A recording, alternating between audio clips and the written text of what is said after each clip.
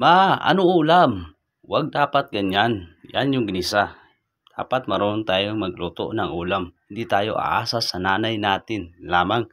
Kung hindi, dapat marunong tayo. Para matuto ka, panoorin mo ito.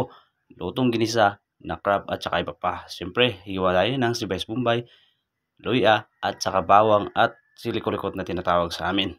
Preparation para sa gisa natin mamaya. Siyempre, hindi mawala una yung pagsindi ng yan at saka kawali. Tsaka painitin mo bago ilagay yung mantika. So pagkatapos ng mantika, pag nag-boil na, syempre dapat mauna yung bawang. Pagkatapos ng bawang, sibuyas bombay. Yan, ihalo mo lang. Tapos luya para ma-mix yung timplada nila. Yan yung una. Tsaka pang-apat, yan ay sili-kulikot at saka yung mga shells na sinasabi ko sa inyo. So different shells, kahit anong shells o pwede rin pang baboy, baboy karne or manok na karne. Kahit ano, basta ginisa katulad nito. Sim lang yung pagkagawa pero different yung lasa dahil different kung ano ang ilalagay nyo sa ginisa nyo. Yan yung aking shells. Iba pa at saka isang buko-buko na tinatawag sa amin at saka crab dahil mix yan eh. So makikita nyo mamaya dahil ito ang simpleng luto na kayang-kaya kahit sino kung ang gagawa nito kayang-kaya. So yan, nilalagay natin yung crab. So siyempre halo-halo para ma-mix yung mga ingredients at saka yung nilalagay natin para maluto. So para matuto rin kayo magluto, hindi tayo aasa lamang ng maano lang. Pagkatapos nun, lagyan natin yung patis. Siyempre kailangan ng patis dahil kinisa. At saka pagkatapos ng patis, suka. So dapat mix yan eh. Dapat combination patis at suka. Service 1 yung gamit natin. Service 1, baka naman. At saka pagkatapos nyan, antayin natin kumulo.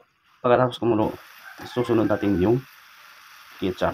So yan yung ketchup para masarap. Pwede rin hindi nilalagyan ng ketchup pero para sa akin mas masarap pag may ketchup. Dahil parang tumatamis yung timpla. So sweet and sour kumbaga. So napasarap. Siyempre isang tasang tubig. Yan, ihalo natin. At saka i-mix. Pagkatapos nyan, antayin natin kumulo.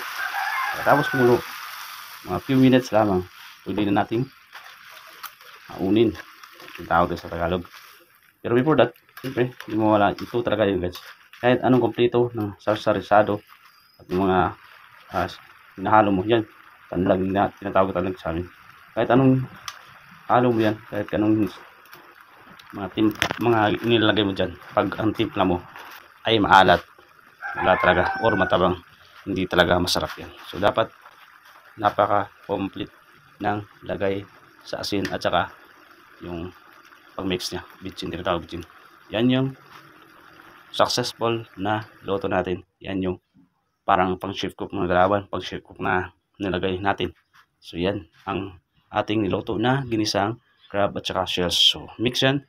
So pag natikman nyo to, siguradong magaganahan kayo dahil masarap. Hindi naman ako chef cook talaga, marunong naman to magluto dahil sa nanay at tatay ko. Dahil sila yung una talagang marunong magluto at nila marunong magaling at masarap. So ikaw, dapat marunong ka lang magluto at huwag umasa sa nanay at tatay mo. So ano pa nintay mo? Magluto ka na. Thank you for watching. See you next video. May God bless you. Bago.